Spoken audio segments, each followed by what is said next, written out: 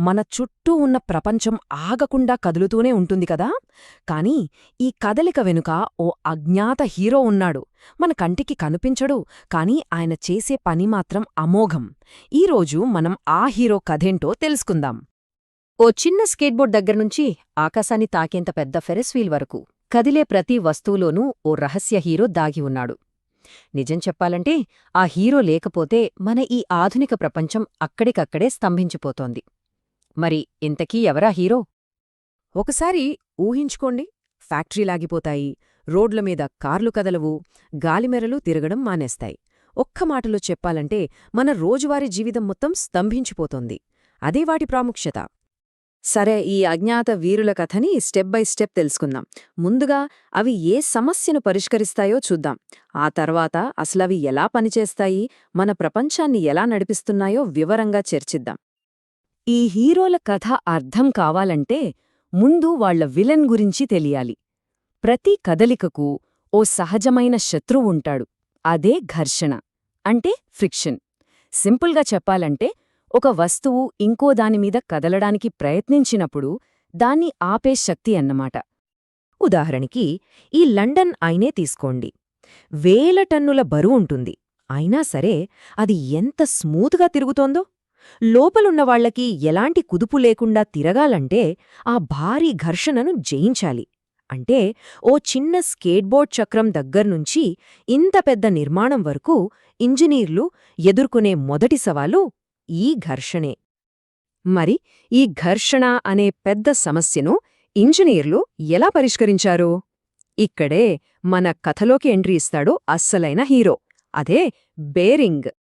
సింపుల్గా చెప్పాలంటే బేరింగ్ అంటే రెండు కదిలే భాగాల మధ్య ఘర్షణను తగ్గించే ఒక మెకానికల్ పార్ట్. దీనికి 3 మెయిన్ పనులుంటాయి. 1. షాఫ్ట్ ఎలాంటి ఇబ్బంది లేకుండా ఫ్రీగా తిరిగేలా చూడటం. 2. ఆ షాఫ్ట్కి సపోర్ట్ ఇవ్వడం. ఇక 3. దానిమీద పడే ఫోర్సెస్ని మిగతా మెషీన్కి సేఫ్గా ట్రాన్స్ఫర్ చేయడం. ఈ ఘర్షణను జయించడానికి బేరింగ్లు ముఖ్యంగా 2 పద్ధతులు వాడతాయి. మొదటిది 2 సర్ఫేసెస్ ఒకదానిమీద ఒకటి స్మూత్గా జారేలా చేయడం. దీన్నే స్లైడింగ్ కాంటాక్ట్ బేరింగ్ అంటారు. ఇక రెండోది అసలు జారడమనే కాన్సెప్ట్నే తీసేసి దాని బదులు దొర్లించడం. దీన్నేమో రోలింగ్ కాంటాక్ట్ బేరింగ్ అంటాం. సరే, ఈ జారడం, దొర్లడం ఈ 2 పద్ధతులు ఘర్షణను ఎలా ఓడిస్తాయో కొంచెం వివరంగా చూద్దాం. ఎందుకంటే ప్రతి పద్ధతిలోనూ దాని ప్లస్సులు, మైనసులు ఉన్నాయి. మొదటి పద్ధతి చాలా సింపుల్. 2 మెటల్ సర్ఫేసెస్ ఒకదానికొకటి డైరెక్ట్గా తగలకుండా వాటి మధ్యలో నూనె లేదా గ్రీజ్ లాంటి ఒక సన్నని పొరను ఏర్పాటు చేస్తారు. అంతే. వీటినే మనం ప్లేన్ బేరింగ్స్ లేదా జర్నల్ బేరింగ్స్ అని కూడా పిలుస్తాం. ఇక్కడో చిన్న మ్యాజిక్ జరుగుతోంది. షాఫ్ట్ తిరగడం స్టార్ట్ అవ్వగానే అచ్చం సముద్రంలో సర్ఫర్ అలమీద తేలినట్టు అది నూనెను తన కిందకు లాక్కుంటుంది. దీంతో అక్కడొక ప్రెషర్ క్రియేట్ అవుతుంది. షాఫ్ట్ వేగం పెరిగే కొద్దీ ఈ ఆయిల్ ప్రెషర్ కూడా పెరిగి షాఫ్ట్ను పూర్తిగా పైకి లేపేస్తుంది. అంటే అసలు 2 మెటల్ పార్ట్స్ ఒకదానికొకటి తగలనే తగలవు, మధ్యలో ఉన్న ఆయిల్ మీద తేలుతూ ఉంటాయి. ఈ అద్భుతమైన టెక్నిక్నే హైడ్రోడైనమిక్ లూబ్రికేషన్ అంటారు. ఇక రెండో పద్ధతి. ఇది నిజంగా ఒక విప్లవం. 2 సర్ఫేసెస్ ఒకదానిమీద ఒకటి జారేలా చేసే బదులు వాటి మధ్యలో చిన్న చిన్న బాల్స్ లేదా రోలర్స్ పెట్టేయడం. దీంతో జారడమనే సమస్య ఉండదు, కేవలం దొర్లడమే. సాధారణంగా ఒక రోలింగ్ బేరింగ్లో 4 ముఖ్యమైన భాగాలుంటాయి. ఒక లోపలి రింగ్, ఒక బయటి రింగ్, వాటి మధ్యలో దొర్లే బాల్స్ లేదా రోలర్స్, ఇంకా వాటన్నిటినీ పక్కపక్కనే ఉంచేందుకు ఒక కేజ్. ఇక్కడేం జరుగుతోందంటే ఎక్కువ ఘర్షణ ఉండే స్లైడింగ్ని చాలా చాలా తక్కువ ఘర్షణ ఉండే రోలింగ్తో రీప్లేస్ చేస్తున్నాం. దీంతో ఫ్రిక్షన్ ఏకంగా 100 రెట్లు తగ్గిపోతుంది. ఈ రెండింటి మధ్య తేడా ఎంత ఉందో ఈ నంబర్స్ చూస్తే క్లియర్గా అర్థమవుతుంది. ఒక స్లైడింగ్ బేరింగ్ని కదిలించాలంటే స్టార్టింగ్లో చాలా ఫోర్స్ కావాలి. దాని ఫ్రిక్షన్ కోఎఫిషియంట్ సుమారు 0.25. అదే ఒక రోలింగ్ బేరింగ్ అయితే కేవలం 0.002. చూసారా ఎంత తేడానో? అందుకే రోలింగ్ బేరింగ్స్ని యాంటీ ఫ్రిక్షన్ బేరింగ్స్ అని కూడా అంటారు. సరే, స్లైడింగ్, రోలింగ్ ఈ 2 పవర్ఫుల్ ఆప్షన్స్ ఉన్నప్పుడు ఒక పనికి ఏది కరెక్టో ఇంజనీర్లు ఎలా డిసైడ్ చేస్తారు? అంటే ఈ డెసిషన్ అనేది స్పీడ్, లోడ్, కాస్ట్ ఇలా చాలా విషయాల మీద ఆధారపడి ఉంటుంది. బేరింగుల ప్రపంచం మనం అనుకున్న దానికంటే చాలా పెద్దది. జస్ట్ ఊహించుకోండి, ఒకే ఒక్క పెద్ద కంపెనీ దాదాపు 40,000 రకాల బేరింగ్స్ని తయారు చేస్తుందంటే నమ్మగలరా? ప్రతి డిజైన్ కూడా ఒక స్పెసిఫిక్ పని కోసం, ఒక ప్రత్యేకమైన ఛాలెంజ్ని ఎదుర్కోవడానికే తయారు చేయబడింది. ఈ టేబుల్ చూస్తే ఏది ఎప్పుడు వాడాలో ఒక ఐడియా వస్తుంది. స్లైడింగ్ బేరింగ్స్ తీసుకోండి. ఇవి థియరిటికల్గా లైఫ్ లాంగ్ పనిచేస్తాయి, ఎంత బరువునైనా మోయగలవు, కానీ కాస్ట్ ఎక్కువ. మరోవైపు రోలింగ్ బేరింగ్స్ కొంతకాలం వాడాక అరిగిపోతాయి, అంటే వాటికి లైఫ్ లిమిట్ ఉంటుంది.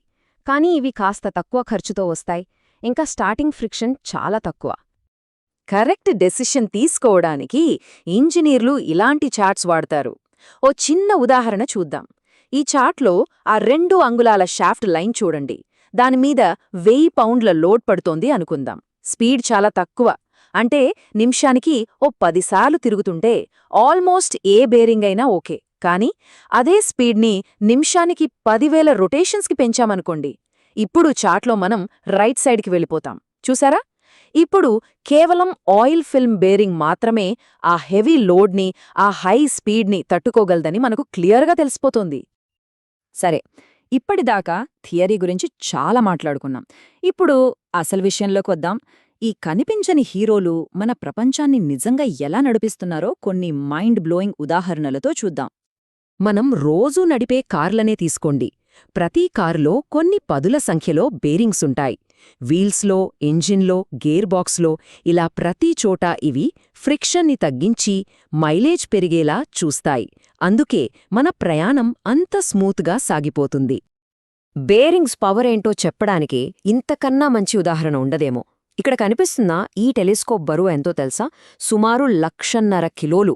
అయినా సరే ఒక్క మనిషి తన వేలితో దీన్ని ఈజీగా కదిలించగలడు. ఎలా సాధ్యం? కారణం హైడ్రోస్టాటిక్ బేరింగ్స్. ఇవి ఫ్రిక్షన్ని ఆల్మోస్ట్ జీరో చేసి ఆ భారీ నిర్మాణాన్ని గాలిలో తేలియాడేలా చేస్తాయన్నమాట. ఇది ఇంజనీరింగ్ కన్నా మ్యాజిక్ లాగే ఉంది కదూ. ఈ లిస్టు చూస్తేనే మనకు బేరింగ్స్ ప్రాముఖ్యత అర్థమైపోతుంది. భారీ విండ్ టర్బైన్స్ దగ్గర్నుంచి సూపర్ ఫాస్ట్గా తిరిగే జెట్ ఇంజిన్ల వరకు, ఎంతో ఖచ్చితత్వం అవసరమైన సర్జికల్ డ్రిల్స్ నుంచి సరదాగా ఆడుకునే స్కేట్స్ వరకు, అసలు బేరింగ్స్ లేని మోడర్న్ టెక్నాలజీని మనం ఊహించుకోలేం కూడా. సో ఇవి కేవలం మెకానికల్ పార్ట్స్ కావు, ఇవి మన పురోగతిని నడిపించే ఇంజిన్లు. పారిశ్రామిక విప్లవాన్ని పరుగులు పెట్టించాయి, మనల్ని అంతరిక్షంలోకి తీసుకెళ్లాయి. మరి రేపటి తరం గొప్ప ఆవిష్కరణలకి, అసాధ్యమనుకున్న వాటిని సుసాధ్యం చేయడానికి ఈ బేరింగ్స్ ఇంకా ఎలా ఉపయోగపడతాయో ఆలోచించాల్సిన విషయమే.